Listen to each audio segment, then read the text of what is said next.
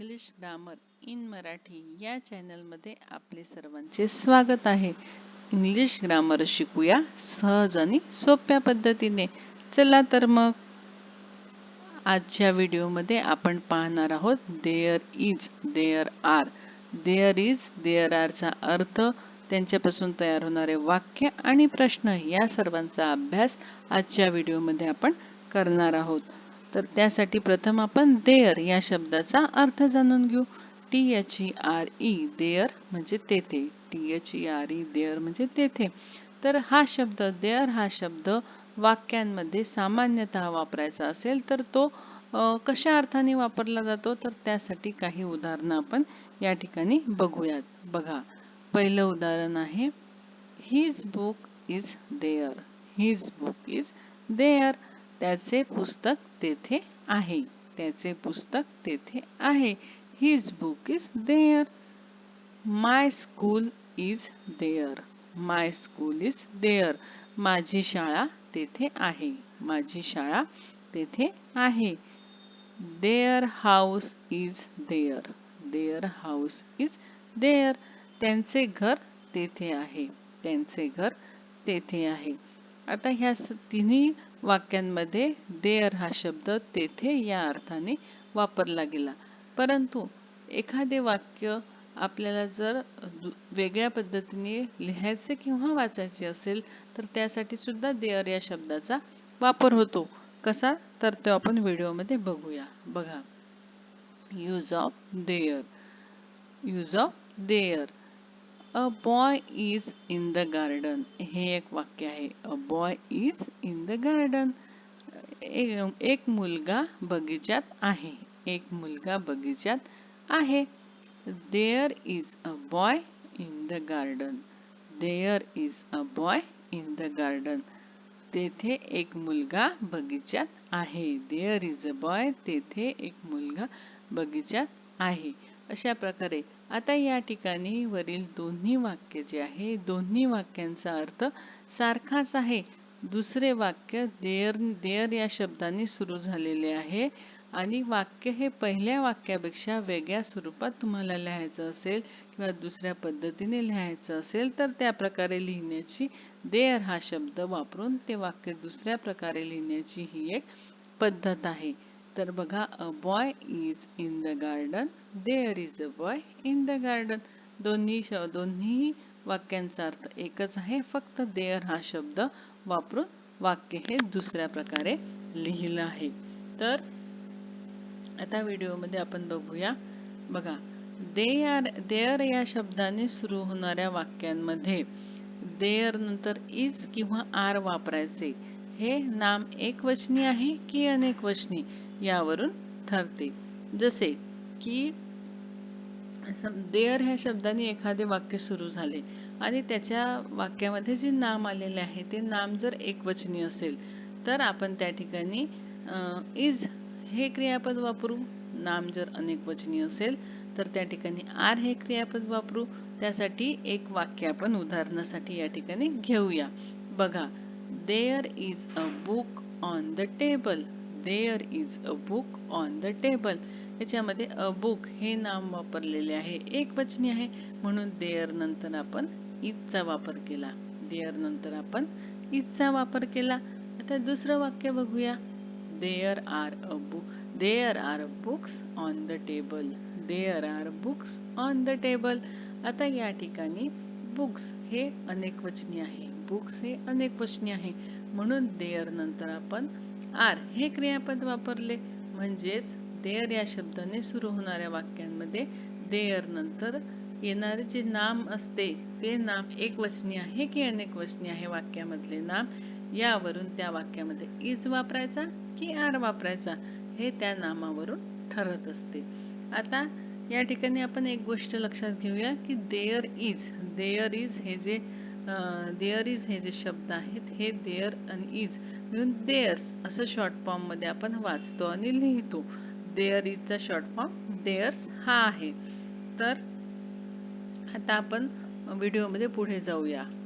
बघा, सेंटेन्सेस. आता देअरनी सुरू होणारी काही वाक्ये, या वाक्यांचं वाचन आपण करूया. बघा,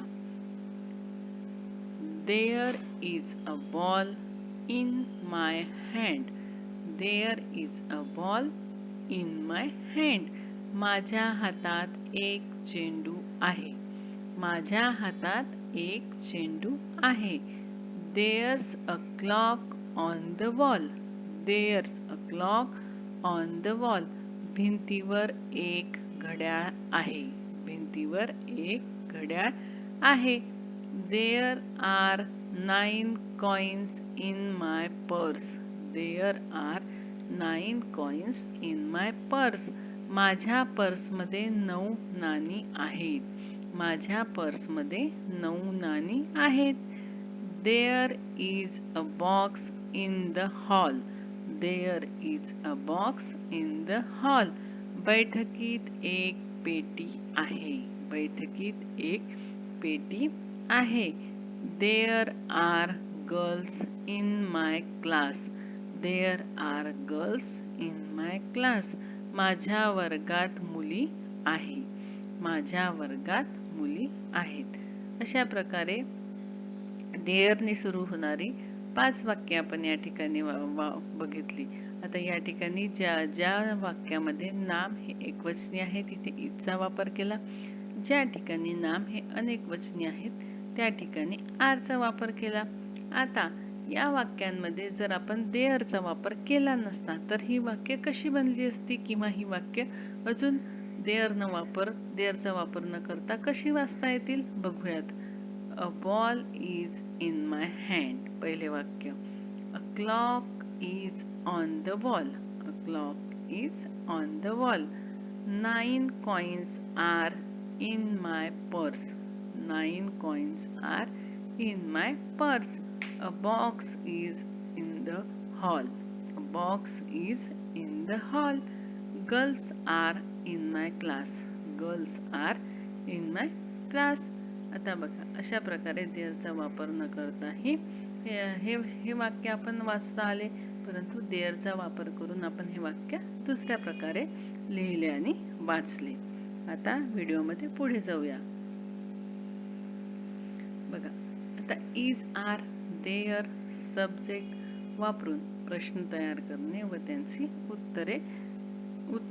तर या ठिकाणी इज, आरचा आणि देअर आणि सब्जेक्ट वापरून प्रश्न तयार केलेले आहेत. त्यांची उत्तरे आपल्याला कशी द्यायची, कोणत्या प्रकारे द्यायची हे आता बघणार आहोत.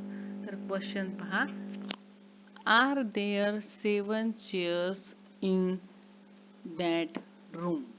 R there 7 chairs in that room? म्हणजे त्या खोलीमध्ये 7 खुर्च्या आहेत का? त्या खोलीमध्ये 7 खुर्च्या आहेत का? प्रश्नाची सुरुवात आरने झाली. आर नंतर देअर वापरलं. त्यानंतर सब्जेक्ट म्हणून 7 चेअर्स या ठिकाणी आहेत आणि प्रश्न विचारलेला आहे are there 7 chairs in that room? आता या प्रश्नाचं उत्तर आपण कसं देणार?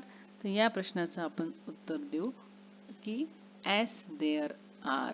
एस देअर आर म्हणजे हो तेथे आहे. हो तेथे आहे. As there are 7 chairs in that room. As there are 7 chairs in that room. हो तेथे त्या खोलीमध्ये 7 खुर्च्या आहेत. हे पूर्ण वाक्यातील उत्तर झालं. पहिलं जे उत्तर आहे as there are हे संक्षिप्त स्वरूपातलं उत्तर आहे. As there are 7 chairs in that room हे पूर्ण वाक्यातलं उत्तर झालं. आता हे दोन्ही उत्तर होकारार्थी आपण दिले. पण जर आपल्याला उत्तर नकारार्थी द्यायचं असेल, नोने द्यायचं असेल तर ते उत्तर कसं राहील बघा. No they aren't. No there aren't म्हणजे नाही तेथे नाहीत. नाही तेथे नाहीत. No there aren't 7 chairs in that room. No there aren't 7 chairs in that room. नाही तेथे त्या खोलीमध्ये 7 खुर्च्या नाहीत. नाही तिथे त्या खोलीमध्ये 7 खुर्च्या नाहीत. अशा प्रकारे या एकाच प्रश्नाची उत्तर आपण 4 प्रकारे दिली. एक संक्षिप्त होकारार्थी, एक पूर्ण वाक्यातील होकारार्थी, एक संक्षिप्त नकारार्थी आणि एक पूर्ण वाक्यातील नकारार्थी. आता या प्रश्नाची सुरुवात आरने झालेली आहे. आता इजने सुरू होणारा प्रश्न आणि त्याची उत्तरे हे आपण बघूयात.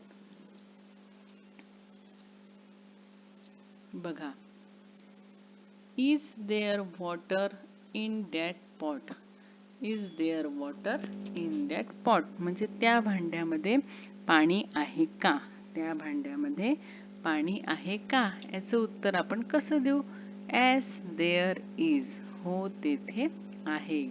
हो तेथे आहे. मग त्याचं उत्तर पूर्ण वाक्यात द्यायचं असेल, yes there is water in that pot. Yes there is water in that pot म्हणजे तेथे त्या भांड्यामध्ये पाणी आहे. हो तेथे त्या भांड्यामध्ये पाणी आहे. आता नकारार्थी उत्तर द्यायचं असेल तर no there isn't. No there isn't नाही तेथे नाही. No there isn't water in that pot.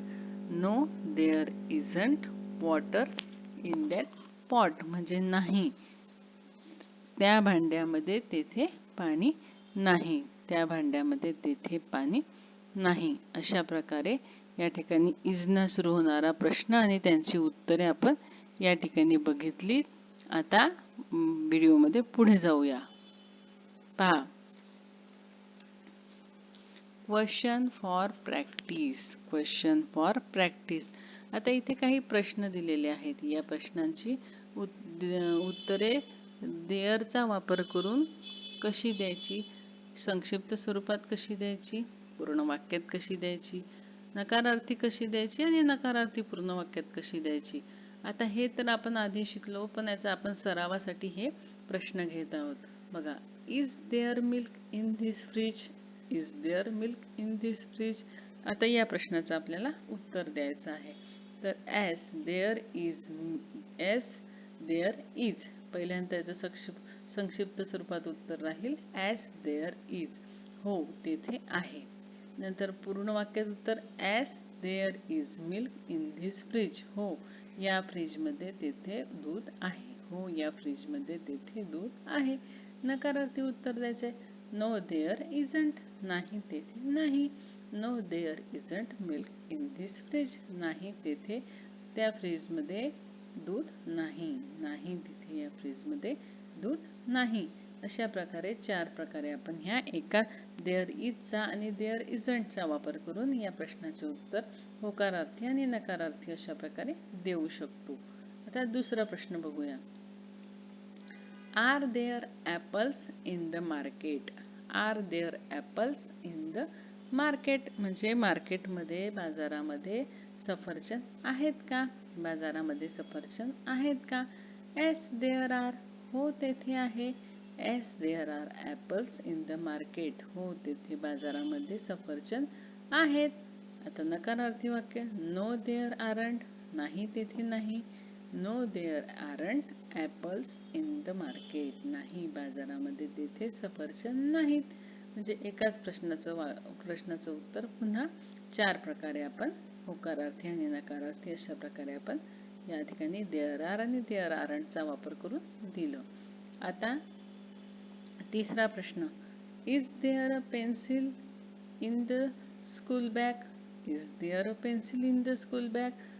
त्याचं उत्तर एस देअर इज. हो तेथे आहे. स्कूल बॅगमध्ये पेन्सिल आहे. Yes there yes there is pencil in the school bag. हो स्कूल बॅगमध्ये पेन्सिल आहे. नकारार्थी उत्तर द्यायचं असेल तर नो देअर इजंट. नाही तेथे नाही. No there isn't a pencil in the school bag. नाही स्कूल बॅगमध्ये पेन्सिल नाही. अशा प्रकारे या प्रश्नाचं उत्तर आपण नकारार्थी होकारार्थी या ठिकाणी देऊ शकतो. त्यानंतर चौथा प्रश्न. Are there cows in the farm. Are there cows in the farm म्हणजे शेतामध्ये गायी आहेत का? Yes there are. हो तेथे आहे. Yes there are cows in the farm. हो तेथे शेतामध्ये गायी आहेत.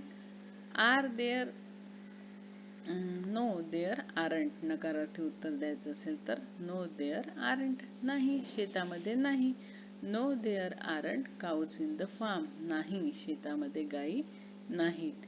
अशा प्रकारे या 4ही प्रश्नांची उत्तरं होकारार्थी नकारार्थी अशी आपण बघितली. तर ही आता आपण तोंडी यांची उत्तरं बघितलीत.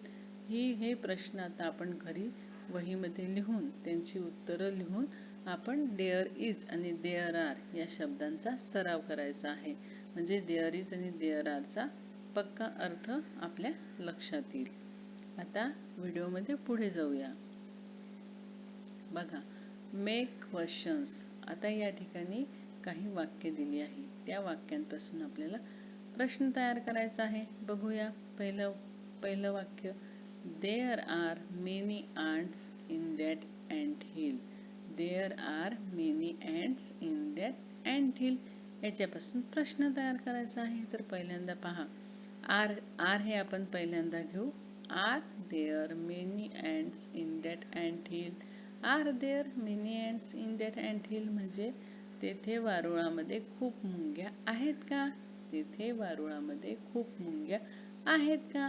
तर आपण आर हे सुरुवातीला घेऊन नंतर देअर घेऊन आपण प्रश्न तयार केला. आता दुसरं वाक्य बघूयात.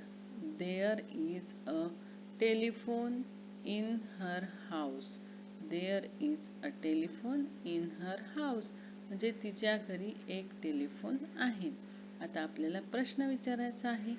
Is there a telephone in her house? Is there a telephone in her house म्हणजे तिच्या घरी टेलिफोन आहे का? तिच्या घरी टेलिफोन आहे का? Is there a telephone in her house अशा प्रकारचा प्रश्न या वाक्याचा तयार होईल. आता तिसरं वाक्य बघूयात. There are many students in this class. There are many students in this class. या वर्गामध्ये खूप विद्यार्थी आहेत. प्रश्न तयार करायचा आहे. Are there many students in this class? Are there many students in this class? या वर्गामध्ये खूप विद्यार्थी आहेत का? या वर्गामध्ये खूप विद्यार्थी आहेत का? अशा प्रकारचा प्रश्न तयार होईल. आता there is water in that bottle. There is a water in that bottle म्हणजे त्या बॉटलमध्ये पाणी आहे. तेथे त्या बॉटलमध्ये पाणी आहे. आता याचा प्रश्न तयार करायचा. Is there water in that bottle? Is there water in that bottle? अशा प्रकारे इजचा वापर करून आणि देअरचा वापर करून या ठिकाणी आपण प्रश्न कसे तयार करायचे हे बघितलं. एक प्रश्न या ठिकाणी तयार करून दाखवलेला आहे. बाकीचे 3 प्रश्न हे आपल्याला आपल्या वहीमध्ये लिहून तयार करायचे आहे. म्हणजे इजचा वापर करून आणि देअरचा वापर करून, आरचा वापर करून आणि देअरचा वापर करून आपण कशा प्रकारे प्रश्न तयार करू शकतो हे आपल्या लक्षात येईल. तर आजच्या व्हिडिओमध्ये आपण पाहिलं देअर इज आणि देअर आर यांचा अर्थ, त्यांच्यापासून तयार होणारे वाक्य, त्यांचा प्रश्नामध्ये होणारा वापर हे आपण आजच्या व्हिडिओमध्ये पाहिले. व्याकरणाचे असेच नवनवीन व्हिडिओ पाहण्यासाठी व्हिडिओला लाईक करा, शेअर करा, सबस्क्राईब करा. धन्यवाद.